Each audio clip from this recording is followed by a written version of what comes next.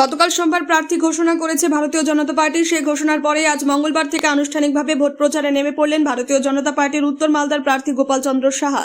মঙ্গলবার সকালে পুরাতন মালদার মুচিয়া এলাকার মুচিয়া মহামায়া মন্দিরে পুজো দিয়ে এবং দেওয়াল লিখনের মাধ্যমে নিজের নির্বাচনী প্রচার শুরু করেন তিনি। মন্দিরে পুজো দেওয়ার পর এলাকাবাসীর সঙ্গে সাক্ষাৎ করেন এবং তাদের আশীর্বাদ কামনা করেন। দলীয় কর্মী সমর্থকদের সঙ্গে নিয়ে মন্দির চত্বর থেকে প্রচার কর্মসূচি শুরু করেন গোপাল চন্দ্র সাহা। এদিন তার সঙ্গে উপস্থিত ছিলেন দলের একাধিক স্থানীয় নেতা কর্মী ও সমর্থকরা। প্রার্থীকে সামনে পেয়ে উৎসাহ লক্ষ্য করা যায় এলাকাবাসীর মধ্যে। প্রচার শুরুর প্রথম দিনেই ধর্মীয় আচার পালনের মধ্যে দিয়ে মানুষের আশীর্বাদ নিয়ে নির্বাচনী লড়াই শুরু করলেন বিজেপি প্রার্থী।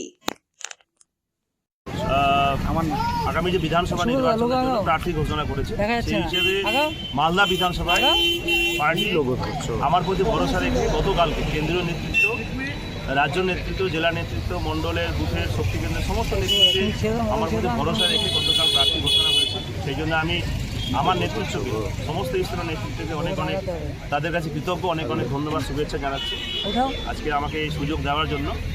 সামনে যে বিধানসভা নির্বাচন আছে, সেই নির্বাচন বড় লড়াই আমাদের কাছে। এই নির্বাচন হচ্ছে আমাদের বাংলা বাঁচানো নির্বাচন, পশ্চিমবঙ্গকে বাঁচানো নির্বাচন। এটা আমাদের যে যারা সনাতনী আছে তাদের রক্ষার নির্বাচন আছে, এবং সর্বোপরি বাংলা জুড়ে যে অপশাসন চলছে, বাংলা জুড়ে যে দুর্নীতিবাজ সরকার, যার নেত্রী যিনি মুখ্যমন্ত্রী দায়িত্ব পালন করেছেন প্রায় 15 বছর ধরে, আর তার যে কার্যকলাপ, তার যে ক্রিয়াকলাপ, তাতে সাধারণ মানুষের ভীতি বিরক্ত। মানুষ এর পরিত্রাণ চাইছে। বাংলায় তৃণমূল মুক্ত সরকার গঠন হবে। আগামী যে বিধানসভা নির্বাচন, এই নির্বাচনে ভারতীয় জনতা পার্টি সরকার প্রতিষ্ঠা হবে, এতে কোনো সন্দেহ নাই। সাথে সাথে মালদা বিধানসভাতেও বিজেপি অনেক ভোটে এখানে জয়লাভ করবে। আপনারা সবাই জানেন যে গত 21শে বিধানসভা নির্বাচন, সেই নির্বাচনে ভারতীয় জনতা পার্টি এখানে প্রায় 16,000 ভোট লিড দিয়েছে। পরবর্তী যে লোকসভা নির্বাচন হয়েছে, সেই লোকসভা নির্বাচনও আমাদের প্রার্থী যিনি সম্মানীয় সাংসদ, আমাদের সকলের প্রিয় খগেন মুর্মু, এখান থেকে মালদা বিধানসভা থেকে প্রায় 64,000-এর বেশি ভোট লিড দিয়েছে। অতএব মালদা বিধানসভা যে গেরুয়া বিধানসভা, বিজেপির বিধানসভা, এবারও বিধানসভা নির্বাচনে ভারতীয় জনতা পার্টি ব্যাপক হারে ভোট লিড দিবে, এতে কোনো সন্দেহ নাই। মানুষ বিজেপির সঙ্গে আছে, মানুষ পদ্মফুলকে চেনে, পদ্মফুলে ভোট দেওয়ার জন্য মানুষ রেডি আছে।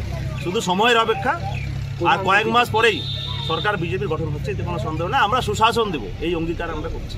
প্রধান প্রতিপক্ষ কোন রাজনৈতিক দলকে মনে করেন? আপনি তো জানেন, আমরা সবাই জানি যে গত লোকসভা নির্বাচনে 64,000 যেখানে লিড দিয়েছে বিজেপি, সেখানে তো প্রতিপক্ষ এখানে নেই। আমি যা মনে করছি, এখানে প্রতিপক্ষ কেউই নেই, বিজেপি একমাত্র দল আছে। কারণ 64,000 যদি লিড দিয়ে থাকে, সেখানে প্রতিপক্ষ আছে বলে মনে হয় আপনার। সেই জন্য আমাদের ভারতীয় জনতা পার্টির কার্যকর্তারা সবাই জানেই, সবাই ভেবে নিয়েছে বিজেপি এখানে অনেক ভোটে জিতবে। তারা স্বতঃস্ফূর্তভাবে তারা এগিয়ে এসে তারা কাজ করছে, 12 মাস কাজ করছে। সাধারণ মানুষ থেকে শুরু করে সমস্ত সম্প্রদায়ের মানুষ বিজেপিকে ভোট দেওয়ার জন্য অপেক্ষা করছে। প্রধান কাজ কি হবে? নির্বাচিত হয়ে আসলে প্রধান কাজ কি করবেন এলাকার উন্নয়নের জন্য?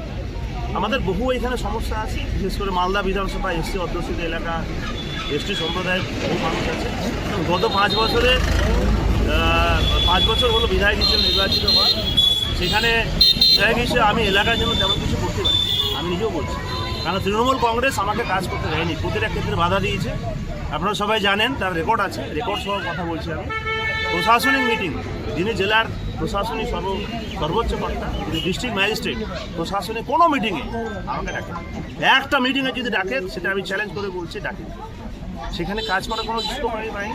আমরা কোনো প্রস্তাব দিই সেই এলাকায় উন্নয়নমূলক কাজের জন্য, এন্টারটেন করেন। বিধানসভায় আমি বলেছি নবোদয় বিদ্যালয় হওয়ার কথা। আপনারা সবাই জানেন যে ভারত সরকারের কেন্দ্রীয় বিদ্যালয় সরকার। আমার বিধানসভাতে আমি 2022-এ লেটার করার পরে এখন পর্যন্ত এন্টারটেন করেনি, এখন পর্যন্ত করেনি। স্কুল তো বানাবে কেন্দ্র সরকার, এদের দিতে অসুবিধা কোথায়?